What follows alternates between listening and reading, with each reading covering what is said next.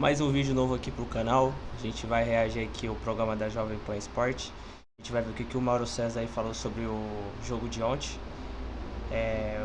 O jogo que o Flamengo conseguiu se classificar para a final.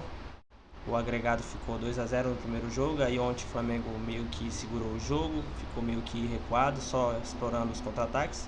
Foi um jogo bom. Teve uma polêmica aí na arbitragem, horrível, que anularam o gol. Vamos ver o que o Mauro César aí falou, né, sobre o jogo e o pilhado. E o Palmeiras atropelando, né, no Campeonato Paulista. E teve um 0-0 no Fla-Flu no Campeonato Carioca, Mauro César. Claro, mais uma vez a arbitragem chama atenção com um lance ridículo do gol anulado do Pedro, um gol, por sinal, belíssimo, com uma linda jogada do Arrascaeta, um passe de 3 dedos, o Pedro chegando de carrinho na bola. Agora, antes de falar desse lance, que a gente vai ter que falar muito desse lance, e do desabafo, né, do Fernando Diniz e do André. Os dois desabafaram contra a imprensa depois do jogo. Mas falando da partida, Mauro, o que falar do jogo foi um 0-0, o Flamengo continua 11 jogos sem sofrer gols, né? O Rossi bateu o recorde do Cantarelli de tempo sem sofrer gols. O Cantarelli, que era daquela geração do Zico, uma geração mágica do Flamengo. E o Rossi agora bate esse recorde. Mas você não gostou muito não, né? Você achou a atuação do Flamengo meio burocrática demais. O Rossi, aliás, nesses 2 jogos Fluminense e Flamengo, Flamengo e Fluminense, ele não fez nenhuma defesa. O Fluminense não chutou a bola no gol do Flamengo. Teve a bola na trave, mas bola na trave não é arremate certo, é arremate errado, porque ela não foi na direção do gol, ela foi na trave. Arremate certo é o que vai na direção do gol, aquele que só não vira gol se o goleiro defendeu, alguém salvar a bola na trajetória para as redes adversárias. Então são 2 jogos em que o Fluminense não conseguiu finalizar. Claro que isso não é mérito só do Rossi. O Rossi, aliás, é o que tem menos mérito nisso, é mérito do sistema defensivo, que ele não faz defesa. Tem torcedor do Flamengo até brincando, dizendo o seguinte: poderiam fazer uma promoção com o sócio-torcedor, goleiro por um dia. Aí o cara ganha a promoção, ele vai lá, põe um cara no gol do Flamengo, ele fica lá, porque o Rossi não faz defesa. Claro, ele participa do jogo, sai para cortar um cruzamento, ele faz a reposição de bola. E o fato de ter um goleiro ali, evidentemente, aumenta o desafio dos atacantes, né? Tem um cara qualquer no gol, você chuta de qualquer jeito, ela vai entrar, né? É uma grande brincadeira, claro. Mas esse é o grande ponto positivo do trabalho do Tite em 2024, né? Ali, inclusive, ele participa aí, ó. Ele que faz o lançamento. Uma bolão do Rossi pro Arrascaeta. Foi um lançamento mesmo, ele viu ali e meteu a bola buscando o Uruguai. Mas eu acho que, assim, defensivamente não há o que falar, não tem o que falar do Flamengo. Mas o Flamengo poderia ter sido mais ousado ontem. O Fluminense todo remendado, Marquinhos lateral direito, o Marcelo na esquerda, que é um jogador que marca pouco, já veterano, uma zaga com Martinelli, depois do segundo tempo a zaga era André e Martinelli em dado momento. Realmente, e agora teve, claro, essa anulação ridícula desse gol, né? Aí tem a câmera lenta parece que vai arrancar as costas do outro, mas você vendo no lance normal, qualquer contato físico, o Keno já cai. Logo depois o Marcelo se atirou, uma disputa de bola, que foi trazendo a bola para frente da área. Aí quando o De La Cruz encostou nele, nem empurrou. O Marcelo abriu os 2 braços e já pulou no chão, de peito assim no chão. O árbitro estava em frente, ele foi lá e marcou. Eles não sabem nada, eles são muito ruins. Então Wagner Magalhães, o árbitro, e Rodrigo Nunes de Sá, o VAR. Aí foi buscar isso aí para anular. Acabou de acontecer um gol na Inglaterra, gol do Salah, o Liverpool virou para cima do Manchester United na Copa da Inglaterra, e na origem do lance, o Joey Gomes, o zagueiro lateral do Liverpool, ele dá o bote no Bruno Fernandes meio molengão assim, com a bola, tomou a bola, caiu, seguiu o jogo, gol do Liverpool, ninguém nem fala nada. Lance bem parecido. Um abraço, o Botafogo fez um gol no Red Bull Bragantino quarta-feira, também teve um contato ali e tal, Vilmar rodando, mandou seguir. O VAR analisou, não, um gol do Botafogo, não anulou. Mas aí no Campeonato Carioca os caras vão lá e anulam. E estava muito cômodo ontem para o cara anular o gol do Flamengo, porque a vantagem era muito grande. A classificação estava praticamente definida. O Fluminense teria que fazer 3 gols. Então é fácil você fazer uma média. E aí entra uma outra questão importante. Assim, eu achei que o Flamengo teve pouco apetite. Não estou dizendo que tem que se expor para correr o risco, se mandar atacar o adversário sem ter cuidados. Mas agredir um pouco mais, subir um pouquinho mais a marcação, dava para fazer. Mas dosou energia. A gente fez data FIFA agora, só vai jogar daqui a, sei lá, 10, 15 dias. Está dosando energia do quê? Entendeu?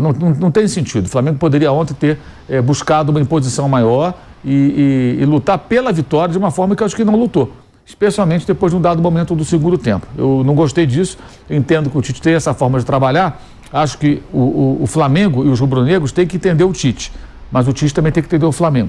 O O Flamengo não é igual a outros clubes onde você empata de 0-0 e está todo mundo comemorando. Você até comemorou ontem, porque, claro, eliminou o Fluminense e tal, mas cada clube tem a sua peculiaridade. Eu entendo que o Flamengo, com o time que tem, quanto o Fluminense, na fase que está, 13º clássico sem vitória, todo remendado, com uma defesa que era uma coxa de retalhos, o Flamengo tinha a obrigação de lutar mais pela vitória, apertar mais o Fluminense. Especialmente quando no final do jogo o Fluminense tinha essa defesa. Não tinha nenhum zagueiro. Não tinha nenhum zagueiro, todo improvisado. Era hora de subir um pouquinho e tentar ali um gol da vitória para presentear o torcedor que foi o Maracanã. Eu vejo dessa maneira. É o porém que eu coloco aí. Mas classificou? Sim. Se perdesse, classificaria. Se tomasse 2-0, se classificaria. Então dava para arriscar. Se fosse assim, o empate do Flamengo, se perde, sai em dado momento, até entendo. Não, é um jogo difícil, é um adversário que é o campeão da Libertadores, entre outros títulos. Vamos segurar um pouquinho aqui, que agora... Mas não. O jogo, a classificação estava na mão. Então deveria, acho que, ter usado um pouco mais. Acho que o Tite precisa repensar um pouquinho isso, tá? Agora, teve um detalhe também nesse jogo, em que o Fluminense fez quase o triplo de faltas do Flamengo, e quase todas elas, eu comentei o jogo ontem lá no canal Gold e chamei atenção para isso o jogo inteiro. A cada falta, olha, de novo, é só prestar atenção. Rodízio de falta. Entre as duas intermediárias aconteciam as faltas. Qualquer bola recuperada do Flamengo, o Fluminense teve mais posse de bola, jogou muito tempo dentro do campo do Flamengo. O Flamengo ficou chamando o Fluminense para o campo dele. Só que não conseguia finalizar, né? Porque o bloqueio defensivo muito bom. O Varela, aliás, jogou muito bem. Muito bem.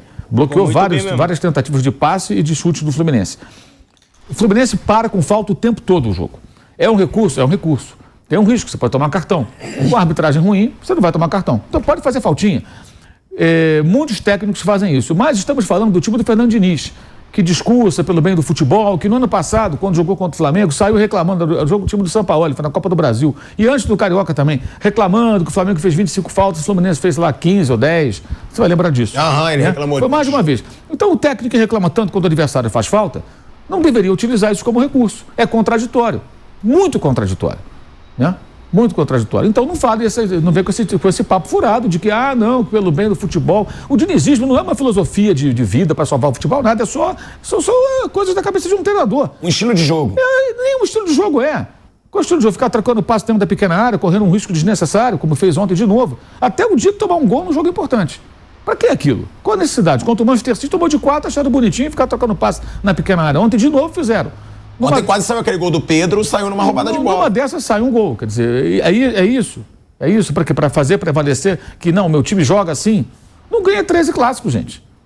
13 clássicos sem vencer. O Fluminense não está jogando bem esse ano. Ganhou lá a Recopa, ok, beleza e tal, mas não tem jogado bem. Isso tem que ser falado. Quando você atinge um patamar em que você é campeão da Libertadores, bicampeão carioca, campeão da Recopa, você vai ser cobrado nesse patamar, amigo. A Ponte Preta não é cobrada. Falamos da Ponte agora, não é cobrado nesse patamar. O Palmeiras é. Se o Palmeiras começar a perder, jogar mal, ele vai ser questionado. Se o Palmeiras ontem ganha da Ponte Preta suando sangue, seria criticado. Porque é um adversário muito inferior. Mas ganhou com autoridade. O Fluminense não tem jogado bem. Aí entra o episódio que você falou aí. Aí sai o André para dar aquela entrevista ali da transmissão. O repórter pergunta para ele: o Fluminense chega a 13 clássicos sem vencer. Vocês deveriam falar que o Diniz chegou no Fluminense, pegou o time perto do rebaixamento, que ele ganhou isso, ganhou aqui. Peraí. Não estamos fazendo uma análise da trajetória do Diniz. A pauta não é essa. A pauta é factual. Eu não sei se ele consegue entender isso, o jogador de futebol acha que... Todo mundo acha que entende jornalismo, mas a maioria não sabe nada sobre a nossa profissão, né? Todo mundo acha que entende. Acha que não precisa de diploma para trabalhar, não precisa de experiência, nada, que é só chegar lá e sair fazendo, né? Mas não é bem assim. A pauta, ou seja, o que é relevante é o assunto factual naquele momento. Você está na transmissão num jogo. O repórter pergunta aqui sobre o contexto, a partir de tudo que envolve. O que envolve? O Fluminense, campeão da Libertadores, bicampeão do Rio de Janeiro ainda porque não teve ainda o campeão desse ano, campeão da Recopa, não ganha um clássico, ou seja, não derrota Vasco, Botafogo e Flamengo há 13 jogos. Isso é sim notícia, isso é sim relevante e isso gera questionamentos do torcedor do Fluminense. Muitos estão questionando, que negócio é esse? Não ganha do Vasco, 5 derrotas do Diniz para o Botafogo, 4 seguidas, 7 jogos sem vencer o Flamengo, 4 empates e 3 derrotas. Desde o 4-1, fez 7 jogos com o Flamengo, não ganhou nenhum, não ganha do Vasco. Não ganhou do Brasileiro, não ganhou no Campeonato Carioca, ou seja, tem alguma coisa aí que não está batendo. E teve a eliminação da Copa do Brasil, né? Pelo Flamengo. Exatamente, já teve essa eliminação, que tudo depois dos 4-1. 4-1, histórico, campeão, mas, amigo, já passou, já virou a página. Assim que funciona. Isso aí me lembra os caras do Flamengo se apoiando em 2023 nos títulos de 22. Não, mas ganhamos a Copa, ganhamos ano passado, já acabou. Já virou, agora é outro ano. O torcedor tricolor quer mais títulos, quer vitórias sobre seus rivais. Ora, bolas, o quê? Não, vamos ficar aqui curtindo a Libertadores contra o Boca. Acabou, amigo. Isso está na história. Time grande é assim. É assim, você tem que ganhar sempre. Aquela história de matar o leão sempre, é assim que funciona. Não significa ignorar os feitos do passado recente. Não, mas já ficaram no passado.